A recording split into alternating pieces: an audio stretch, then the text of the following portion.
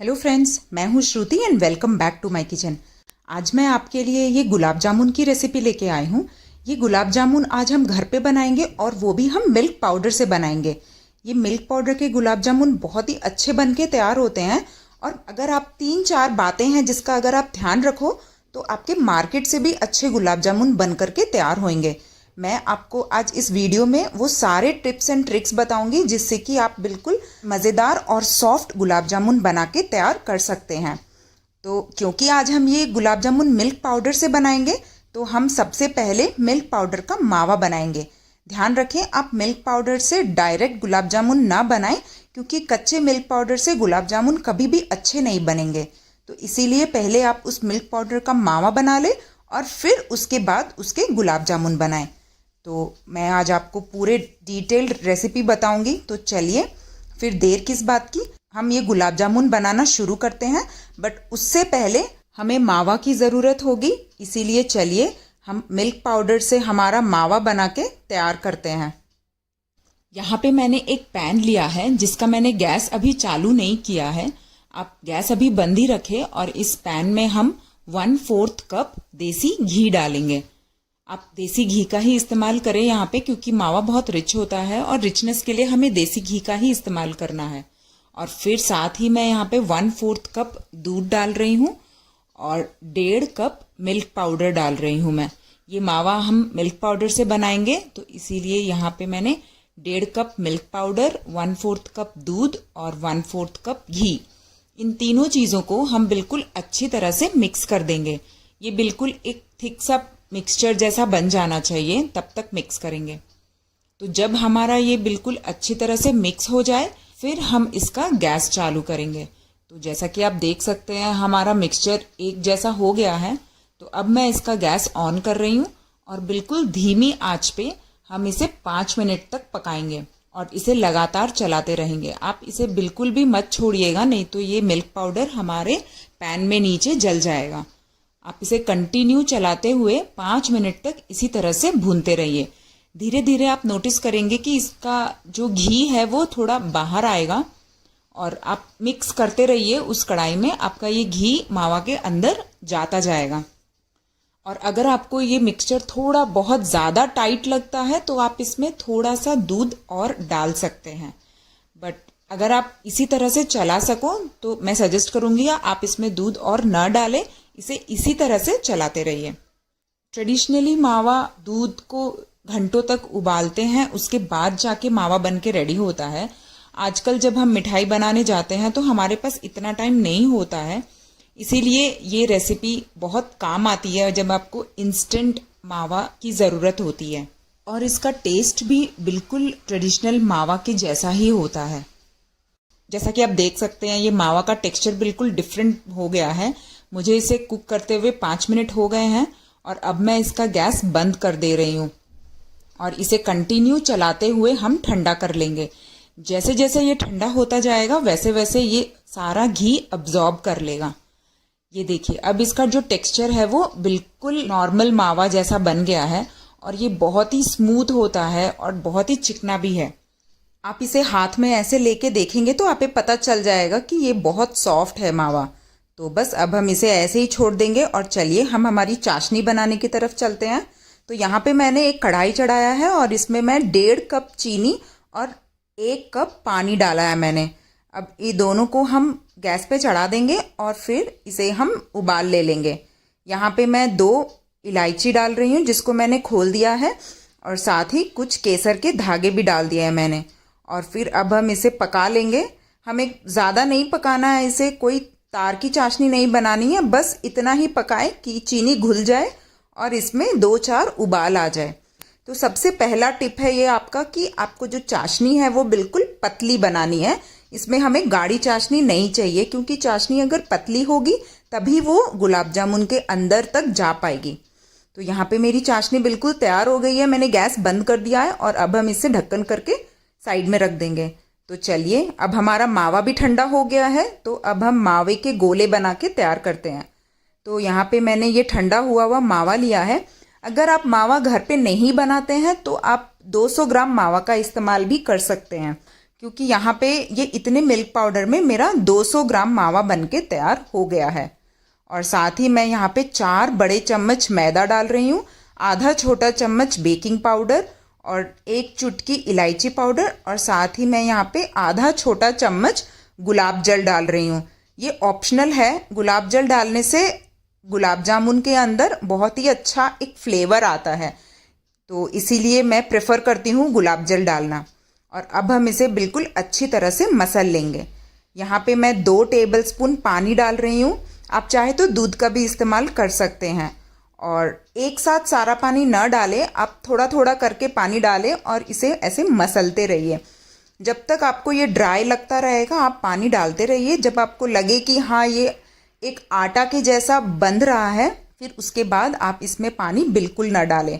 ध्यान रखें, आप इस आटे को हमें ज़्यादा गीला नहीं करना है, बस इतना ही करेंगे कि मॉइस्ट हो जाए। तो यहाँ पे मैंने टोटल 3 टेबलस्पून यानी कि 3 बड़े चम्मच पानी का इस्तेमाल किया है। आप देख सकते हैं ये हमारा बिल्कुल एक सॉफ्ट आटा का जैसा बन गया है।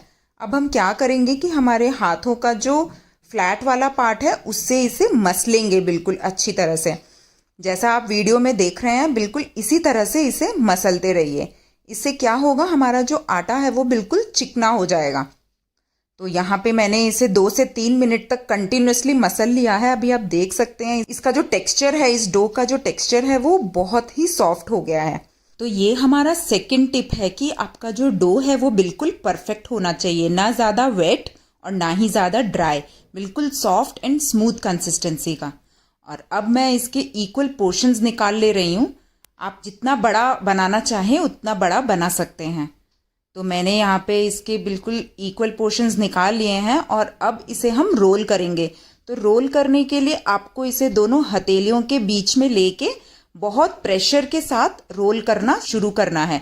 जैसे जैसे ये रोल होता जाएगा वैसे वैसे आपको इसका प्रेशर रिलीज करना है ताकि ये एक गोल बॉल जैसा बन जाए।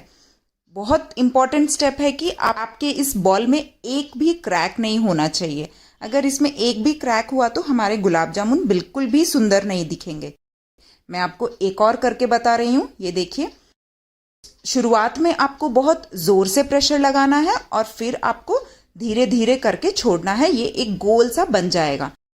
अगर आप स्टफिंग वाले गुलाब जामुन बनाना चाहते हैं तो इस स्टेज पे आप इसे एक उंगली की मदद से प्रेस करें और उसमें आपको जो भी स्टफिंग भरना हो वो स्टफिंग भरें और फिर इसे वापस उसी तरह से रोल कर दें। ध्यान रखें कोई भी क्रैक्स नहीं होने चाहिए।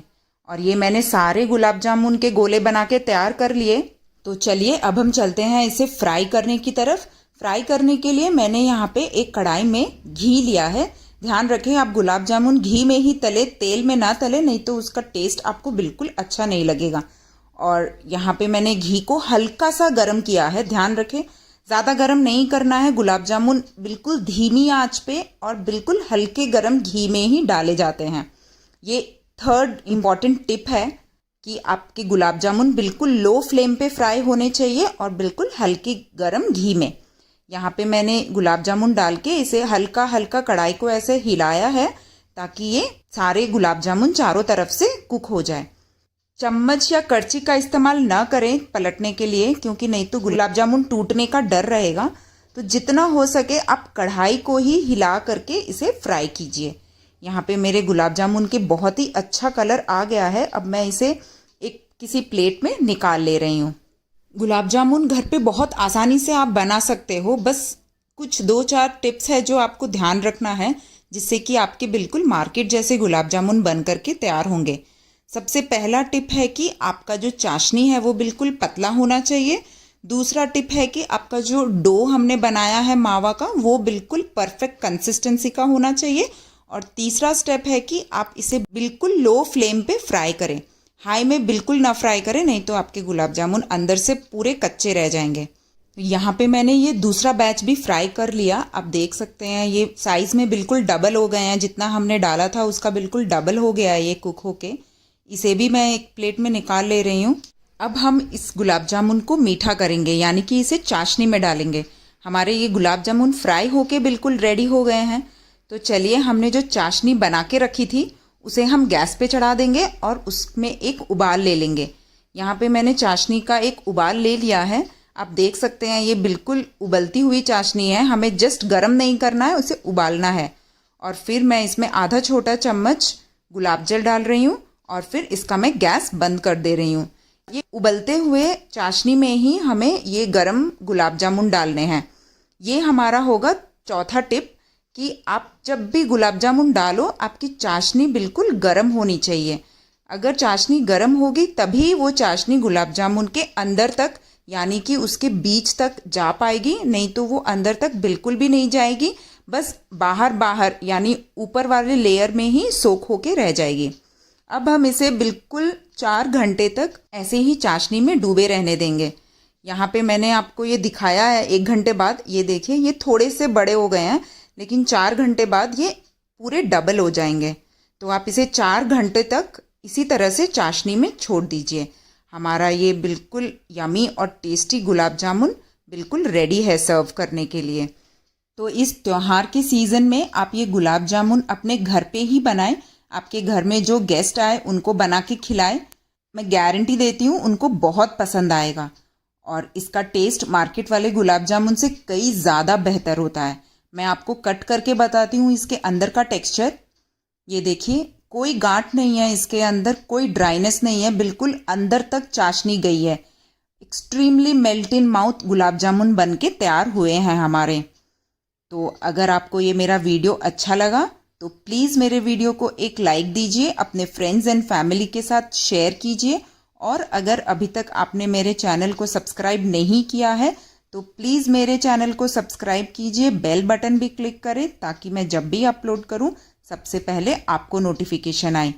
मिलती हूं एक नई रेसिपी के साथ, तब तक के लिए thank you so much for watching.